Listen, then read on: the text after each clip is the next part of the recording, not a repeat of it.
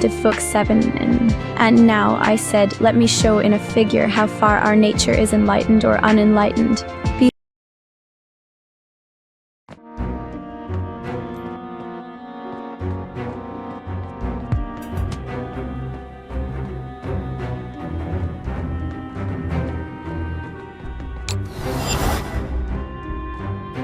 Normally, I'd have you beheaded for walking through my domain and tongue out for talking and cut off all your fingers and your hands in the drain till nothing was left of you but sad rain.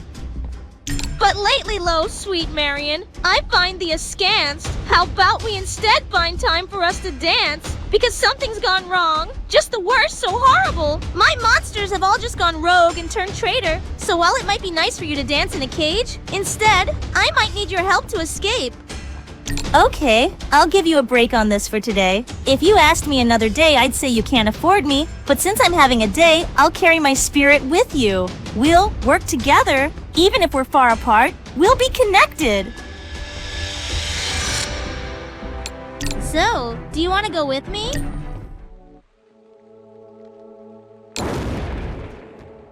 Being dead is me? I'll never let your dreams come true.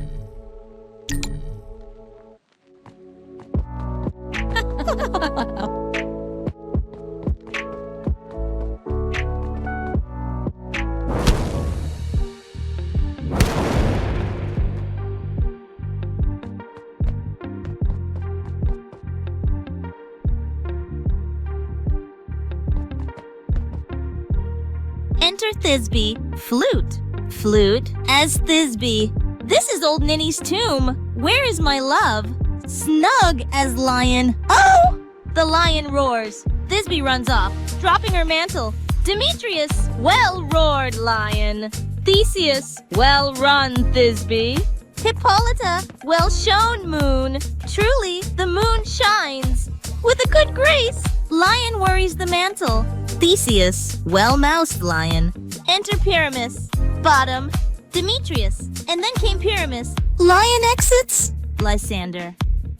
And so the lion vanished. Bottom as Pyramus. Sweet moon, I thank thee for thy sunny beams. I thank thee, moon, for shining now so bright. For by thy gracious, golden, glittering gleams, I trust to take of truest Thisbe's sight. But stay, O spite, but mark, poor knight, what dreadful... Book 2014. The ghosts of the suitors in Hades. Ulysses and his men go to the house of Laertes. The people of Ithaca come out to attack Ulysses, but Minerva concludes a peace.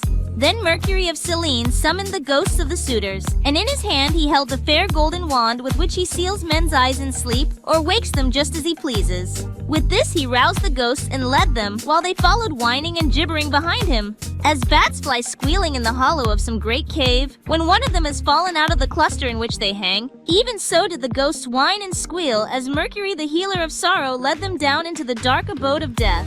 When they had passed the waters of Oceanus and the rock Lucas, they came to the gates of the sun and the land of dreams, whereon they reached the meadow of Asphodel, where dwell the souls and shadows of them that can labor no more.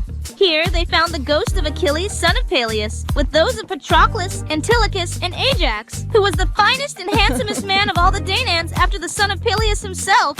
They gathered round the ghost of the son of Peleus, and the ghost of Agamemnon joined them, sorrowing bitterly. Round him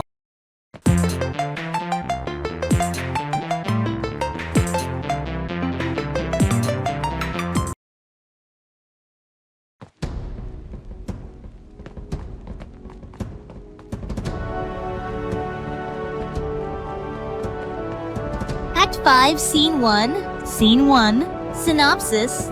Theseus dismisses as imaginary the lovers.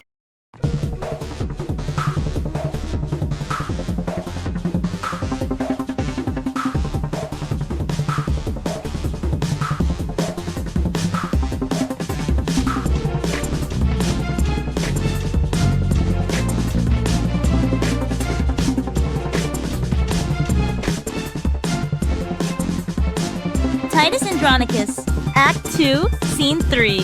Aaron sets a trap to destroy Bassianus and put the blame on Titus's sons Quintus and Martius. He has Timur quarrel with Lavinia and Bassianus, a quarrel that ends in Bassianus' death at the hands of Chiron and Demetrius, who carry off Lavinia. Aaron then brings Quintus and Martius to the pit where Bassianus' body lies and, using a forged letter and hidden gold, makes them appear guilty of the murder. Enter Aaron alone, carrying a bag of gold. Aaron. He that had wit would think that I had none, to bury so much gold under a tree, and never after to inherit it. Let him that thinks of me so abjectly know that this gold must coin a stratagem, which, cunningly effected, will beget a very excellent piece of villainy. He hides the bag, and so repose, sweet gold, for their unrest, that have their alms out of the emperor's chest. Enter Timora alone to Aaron the Moor. Timora. My lovely Aaron, wherefore lookest thou sad, when everything doth make a gleeful boast? The birds chant melody on every bush, the snakes lies rolled in the cheerful sun, the green leaves quiver with the cooling wind, and make a checkered shadow on the ground. Under their sweet shade, Aaron, let us sit, and whilst the babbling echo mocks the Part 2, 38, 1. Those who, possessed in highest degree the attributes of the Tao, did not seek to show them, and therefore they possessed them in fullest measure.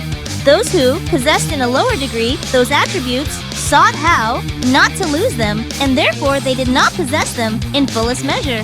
2. Those who possessed in the highest degree those attributes did nothing with a purpose, and had no need to do anything.